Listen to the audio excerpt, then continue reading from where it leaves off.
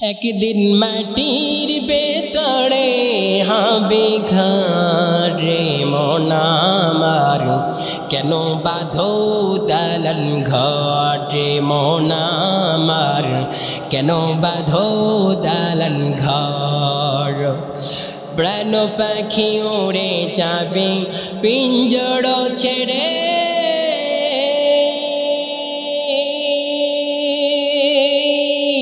দৌড়াদামি সবই রবে তুমি যাবে চলে। বন্ধু বান্ধব যত মাতা পিতা তারার সুত, সকলে হবে তোমার পরে মন আমার, কেন বাঁধো দালান ঘর। পৃথিবীর অনেক মানুষেরা আছে তারা নামাজ কায়েম করে না, আবার মুসলমান বলে দাবি করে। এরকম মানুষ আজও বাংলার জমিনে আছে না নাই? রাতটা এমনভাবে কাটিয়ে দেয়, ফজরের নামাজটা কাজা হয়ে যায়, ঘুমের ঘরে চলে যায়। আবার দেখবেন জোহরের নামাজটা তারা কাজী কর্মে ব্যয় করে দিয়ে দেয়। আবার দেখবেন আসরের নামাজটা তারা এমনভাবে খেলাধুলায় কাটিয়ে দিয়ে দেয়, মাগরিবের নামাজের কথা আর মনে থাকি না। এই জন্য কবি কত সুন্দরভাবে বলেছেন, ঘুমাইয়া কাজা করেছে ফজর, তখনই জাগনি যখনই জহর, খেলায় খেলায় কেটেছে আছর, মাগরিবের ওই শুনিয়া যান, এখনো জামাতে হাওরে শামিল, এখনো এর সাথে আছে স্থান। বাজিছে দামামা বাঁধেরে আমামা, শির উঁচু করি মুসলমান, দাওয়াত এসেছে নয়া জামানার, ভাঙ্গা কিল্লায় উড়ে নিশান। কবি কত সুন্দরভাবে জানিয়ে দিয়েছেন, আমাদের যেই ফজরের নামাজটা কাজা হয়ে যায়, জোহরের নামাজটা আমরা খেলাধুলায় কাটিয়ে দিয়ে দেই, আবার আসরের নামাজটা এমনভাবে চলে যায় আমরা টের পাই না। এই জন্য মুসলমান বলে যারা দাবি করবে, নামাজ না পড়ে কোনো ব্যক্তি যদি মুসলমান বলে দাবি করে, সে মুসলমান বলে দাবি করার সে অধিকার রাখতে পারে না। এই জন্য মুসলমান বলে যদি দাবি করো, সর্বপ্রথম তোমার দায়িত্ব হলো নামাজ কায়েম করা, নামাজ কায়েম করতে হবে।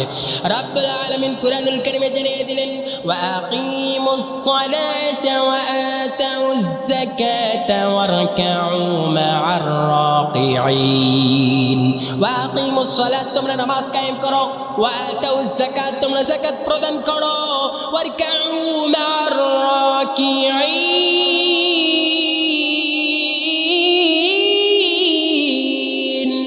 আমরা রুকু করব, সিজদা করব, শুধুমাত্র কেবলমাত্র একজন মালিকের। একটু আওয়াজ দেওয়া বলেন তিনি কে?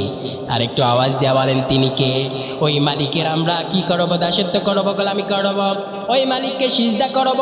পৃথিবীর কোনো মানুষকে, কোনো মানুষ তারা পৃথিবীর কোনো মানুষের সামনে মাথা নত করতে পারে না, অসম্ভব। এই জন্য মুসলমান বলে যদি দাবি করো, আগে সর্বপ্রথম তোমাকে নামাজ কায়েম করতে হবে, নামাজের সাথে সম্পর্ক রাখতে হবে, দণ্ডায়মান হতে হবে। নামাজের সাথে যার সম্পর্ক থাকতে পারে না, সে কোনোদিন মুসলমান বলে দাবি করার অধিকার রাখতে পারে না। আবার তাকিয়ে দেখেন, আমরা নামাজ কায়েম করি না, কিন্তু আমরা বলি আমরা খাঁটি মুসলমান। রব্বুল আলামিন কুরআনুল কারীমে জানিয়ে দিলেন সুন্দরভাবে, ওয়ালা তামুতুন্না ইল্লা ওয়া আনতুম মুসলিমুন। খবরদার, তোমরা মুসলমান না হওয়া পর্যন্ত কবরের মধ্যে আসো না। মুসলমান হতে হবে পরিপূর্ণ মুসলমান। শুধু গরুর গোশত খেলে মুসলমান বলে দাবি করে আর কিছুই নাই, এরকম মুসলমান আজও আছে না নাই? কিন্তু আমরা মুসলমান বলে দাবি করি, নামাজ পড়ি না, রোজা রাখি না, যাকাত প্রদান করি না, হজের সামর্থ্য আছে হজ করি না। কেমনে বলে মুসলমান বলে দাবি করি? এই দিকটা আমাদের খেয়াল রাখানো। আবার দেখেন এইদিকে কত মুনাফিক আছে, মুসলমানদের ভিতরে মুনাফিক ঢুকে গেছে। রব্বুল আলামিন বলেন, খবরদার, তোমরা মুনাফিকদের সাথে কোনো সম্পর্ক রাখবে না। স্বয়ং বিশ্বনবী সাল্লাল্লাহু আলাইহি ওয়াসাল্লাম নিজেও বলেছেন, মুনাফিকদের সাথে সম্পর্ক তোমরা যদি রাখো, তোমাদের জীবনটা তছনছ হয়ে যাবে। খবরদার, মুনাফিকদের চক্রান্ত কঠিন ভয়ঙ্কর। আর এই মুনাফিকেরা দেখবেন এইদিকে হিন্দুতে নাই, বৌদ্ধতে নাই, খ্রিস্টানদের নাই, যত মুনাফিকি আছে মুসলমানদের ভিতরে। এই জন্য আমরা সদা সর্বদা সর্ব অবস্থায় আমরা নামাজ কায়েম করবো, এক আল্লাহর প্রতি বিশ্বাস স্থাপন করব। নামাজ কায়েম করলে অন্তরটাকে, মনটাকে যিনি পরিষ্কার বানিয়ে দেন, একটু আওয়াজ দিয়া বলেন তিনি কে? এই নামাজ, নামাজি পারে তোমাকে ফেরাই দিতে, অশ্লীল বেহেপনা খারাপ কাজ থেকে তোমাকে বিরত রাখতে। নামাজি পারে তোমাকে সুন্দর পথের রাস্তা দেখিয়ে দিতে। কিন্তু নামাজ নাই, রোজা নাই, আবার বলো আমি মুসলমান, আবার বলো আমি মুসলমান। না, তুমি মুসলমান বলে দাবি করার অধিকার রাখতে পারো না। এই জন্য রাব্বুল আলামিন বলেন তোমার সম্পর্কটা কোরআনের সাথে লেগে রাখো, তোমার সম্পর্কটা রাসূলের সুন্নতের ইত্তেবার অনুসরণের সাথে লেগে থাকো। তোমার সম্পর্কটা যদি কোরআনের সাথে লেগে থাকে, তোমার জীবনটা এই কালে সুখ শান্তি আর আমারে আই দিয়ে ভরপুর করে দেব, পরকালীন জীবনে তোমার জন্য জান্নাতের রাস্তাটা খুলে দিয়ে দেব। কিন্তু তুমি যদি এই কালে শান্তি যদি না চাও, পরকালীন জীবনে কেমনে মুক্তি পাবা? রাব্বুল আলামিন জানিয়ে দিলেন কিয়ামতের এমন একটা দিন আসবে, 50,000 বছর সমপরিমাণ এমন একটা দিন আসবে, ওই দিন আমি আল্লাহ সূর্যটাকে এত কাছাকাছি সময় করে দেব যাতে করে তোমাদের শরীর থেকে ঘাম পড়তে পড়তে হাবুডুবু খেতে খেতে তোমাদের গলা পর্যন্ত চলে আসবে। আবার সেই সূর্যের তাপে তোমাদের মগজগুলো টকবক টকবক করবে, এরকম করবে।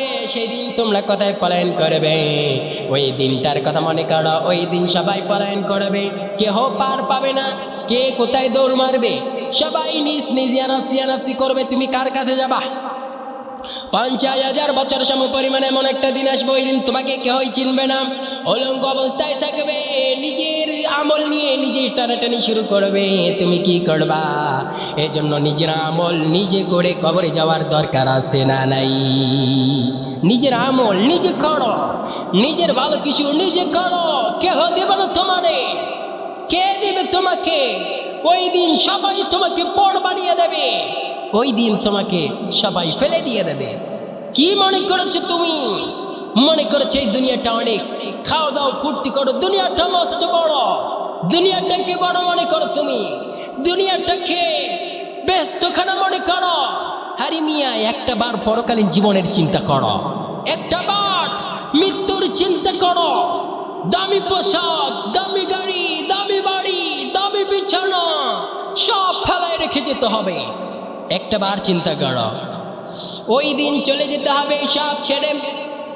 টাকা পয়সা বাড়ি গাড়ি সব ফেলায় রেখে মাটির ভিতরে ঘর বানিয়ে দেবেন। ওই মাটির ভিতরে সবাইরে ঘর। একদিন মাটির ভেতরে হবে ঘর রে মন আমার, কেন বাঁধো দালান ঘর রে মন আমার, কেন বাঁধো দালান ঘর। প্রাণ পাখি উড়ে যাবে পিঞ্জর ছেড়ে,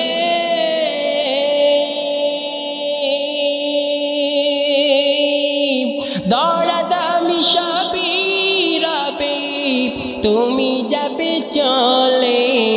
বন্ধু বান্ধব যত, মাতা পিতা তারার সুত, সকলে হবে তোমার পরে মন আমার, কেন বাঁধো দালান ঘর রে মন আমার, কেন বাঁধো দালান ঘর। কিসের অহংকারী? কি করো তুমি? এই অহংকারী দেখাও, শরীরের টকবগে রক্তের গরম তোমার থাকবে না, নুয়ে পড়ে যাবে, সব ভেঙে চুরমার হয়ে যাবে। এই জন্য অহংকারী ছেড়ে দিয়ে দাও, নামাজ পড়ো, নামাজের দিকে ধাবিত হও। আল্লাহ বুঝার তৌফিক দান করুক। চিল্লায় বলেন আমিন।